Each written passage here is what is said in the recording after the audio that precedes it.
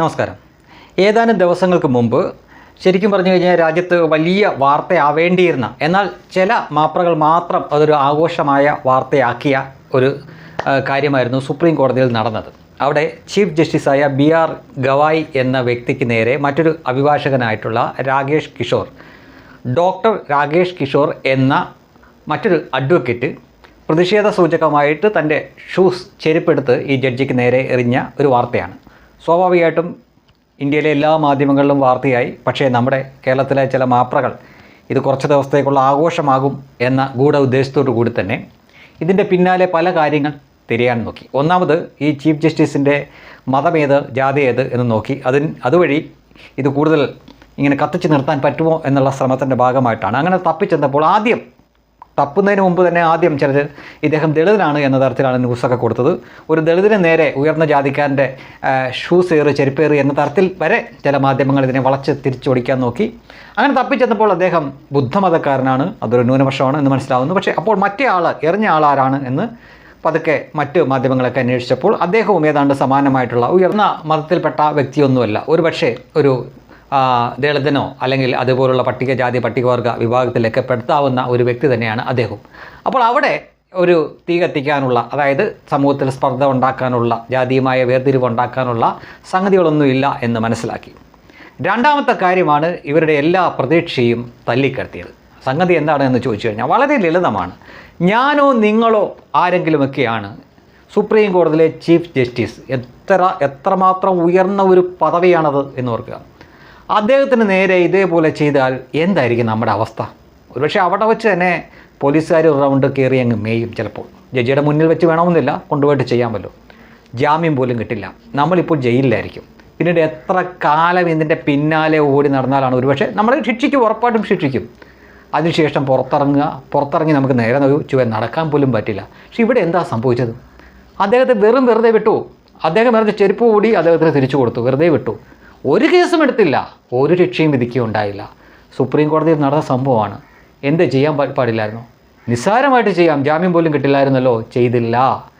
അപ്പോഴല്ലേ ചിന്തിക്കേണ്ടത് എന്തുകൊണ്ടായിരിക്കും ഈ മനുഷ്യൻ അങ്ങനെ പ്രതികരിക്കേണ്ടി വന്നത് എന്ന് ചിന്തിക്കുന്നത്. ശിക്ഷിച്ചിരുന്നെങ്കിൽ തീർച്ചയായിട്ടും സുപ്രീം കോടതിയിലെ ചീഫ് ജസ്റ്റിസ് ഒരുപാട് ജനങ്ങളുടെ മുന്നിൽ ഇങ്ങനെ ഒരു ചോദ്യചിഹ്നം പോലെ നിന്നേനെ. ഇങ്ങനെ പ്രതികരിക്കേണ്ടി വന്നത് അതുകൊണ്ടാണ് എന്നവർ മനസ്സിലാക്കും. കൂടുതൽ അദ്ദേഹം പ്രതിരോധത്തിലേക്ക് പോവുകയും ചെയ്യും. അതുകൊണ്ടാണ് ഇദ്ദേഹത്തിന് ശിക്ഷിക്കാതെ വെറുതെ വിട്ടത്. ഇനി കാര്യം എന്താണെന്ന് ചോദിച്ചാൽ, ഒരു ക്ഷേത്രത്തിലെ ഒരു പ്രതിഷ്ഠയുമായിട്ട് ബന്ധപ്പെട്ട ഒരു ഹർജി സുപ്രീം കോടതിയുടെ മുന്നിൽ വരുന്നു. ആ പ്രതിഷ്ഠയ്ക്ക് ചില കേടുപാടുകൾ സംഭവിച്ചിട്ടുണ്ട്. അത് നോക്കേണ്ടത് ഇവിടുത്തെ പുരാവസ്തു വകുപ്പാണ്.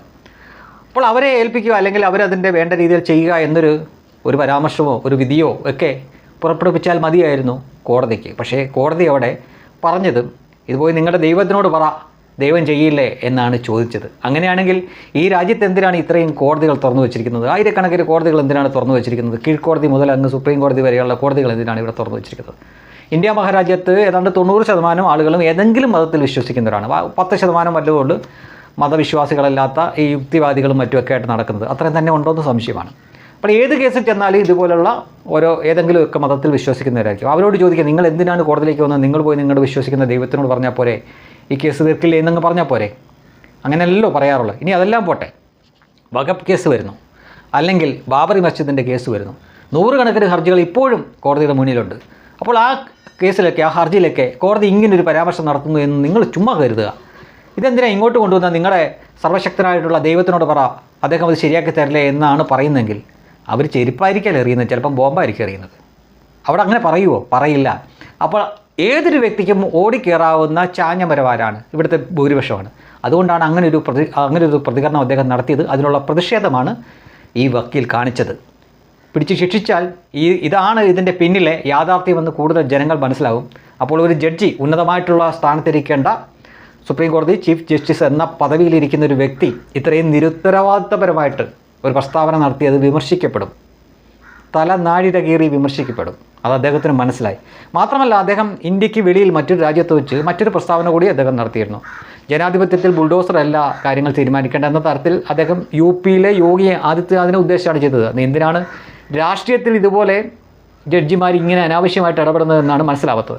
ഇനി UPയിൽ എന്താ നടക്കുന്നത്? UPയിലെ ബഹുഭൂരിപക്ഷം വരുന്ന മുസ്ലിങ്ങൾ, നമ്മുടെ ഇവിടുത്തെ 4 കോടി 4.5 കോടി ജനസംഖ്യ കേരളത്തിൽ മാത്രം ഉണ്ടെങ്കിൽ അവിടെ UP-യിൽ മാത്രമുണ്ട് 4.5 കോടി മുസ്ലിങ്ങൾ. അവിടെ മൊത്തം 23 കോടിയാണ്. പക്ഷേ മുസ്ലിങ്ങളുടെ ഇന്ത്യയിലെ ഒരു കണക്ക് നോക്കുകയാണെങ്കിൽ ഏറ്റവും കൂടുതൽ മുസ്ലിങ്ങൾ ജീവിക്കുന്നത് ഉത്തർപ്രദേശിലാണ്. അപ്പോൾ അവിടുത്തെ ഈ മുസ്ലിങ്ങൾ തന്നെ ബഹുഭൂരിപക്ഷം വരുന്ന മുസ്ലിങ്ങളും ചോദിക്കുന്നു, ഞങ്ങളുടെ ആരുടെയും വീട്ടിലേക്ക് ബുൾഡോസർ വരാറില്ലല്ലോ, ഞങ്ങളുടെ ആരുടെയും കടയിലേക്ക് ബുൾഡോസർ വരാറില്ലല്ലോ, ആരുടെ ഇടത്തേക്കാണ് ബുൾഡോസർ പോകുന്നത്? കുറ്റവാളികളുടെ.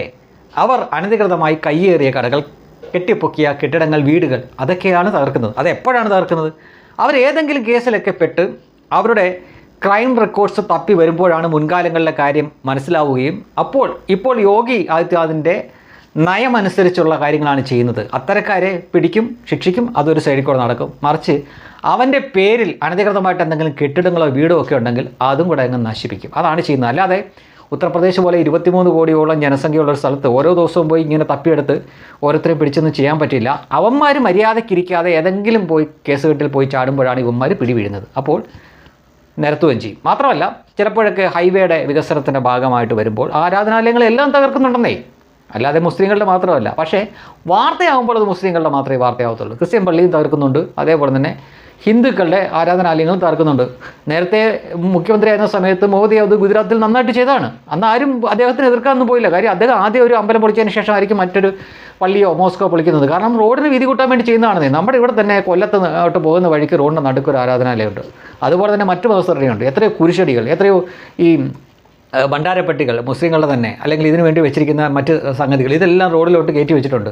നമ്മുടെ ഇവിടുത്തെ PWD ചെയ്യുന്നത് അവിടെ വരുമ്പോൾ ഒരു വളവങ്ങ് വരും, തൊടത്തില്ല.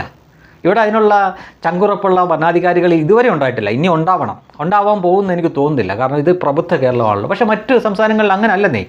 അവർ നാടിന് പൊതുവായിട്ടൊരു വികസനം വേണമെന്ന് വരുമ്പോൾ ഏത് മതത്തിൻ്റെ ആണെങ്കിലും ശരി അതങ്ങ് പൊളിച്ചേക്കും. പക്ഷേ നമ്മുടെ ഇവിടുത്തെ മാപ്പറകൾ വാർത്ത കൊടുക്കുമ്പോൾ മുസ്ലിങ്ങളുടെ അല്ലെങ്കിൽ ക്രിസ്ത്യാനികളുടെ പള്ളി പൊളിച്ചു എന്ന് പറയത്തുള്ളൂ. ഹിന്ദുവിൻ്റെ അമ്പലം പൊളിച്ച കാര്യം അവർ സൗകര്യപൂർവ്വം അങ്ങ് മുക്കും. അപ്പോൾ ഈ ഒരു സംഭവം വെച്ചിട്ടാണ് ബുൾഡോസർ എന്ന് പറഞ്ഞൊരു പരാമർശം അദ്ദേഹം മറ്റൊരു രാജ്യത്ത് പോയി നടത്തുന്നത്.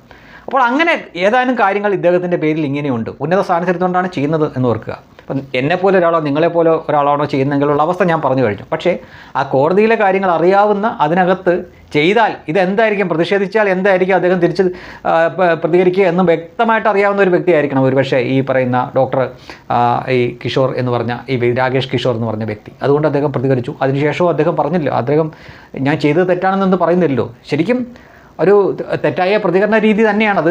പക്ഷേ അയാളെ സംബന്ധിച്ചിടത്തോളം അയാൾക്കത് ചെയ്യാൻ നിർബന്ധനാവുകയാണ് ചെയ്തത്. അതിനൊരർത്ഥത്തിൽ അയാളെ പ്രേരിപ്പിച്ചത് ചീഫ് ജസ്റ്റിസ് തന്നെയാണ്. പക്ഷേ എനിക്കോ നിങ്ങൾക്കോ ഒന്നും ഈ കോടതിനെയോ വക്കീലിനെയോ പോലും വിമർശിക്കാൻ പോലും പറ്റാത്ത ഇടത്താണ് ഒരു വ്യക്തി അത് ചെയ്യുകയും പുല്ലുപോലെ ഇറങ്ങിപ്പോരുകയും ചെയ്തതെന്ന് ഓർക്കുക. അപ്പോൾ ശരി ആരുടെ പക്ഷത്താണ് എന്ന് മനസ്സിലാക്കാൻ നമുക്ക് ഒരുപാട് പഠിപ്പിൻ്റെ വിവരത്തിൻ്റെ ഒന്നും ഒരു ആവശ്യമില്ല. സാമാന്യ ബുദ്ധി മാത്രം മതി.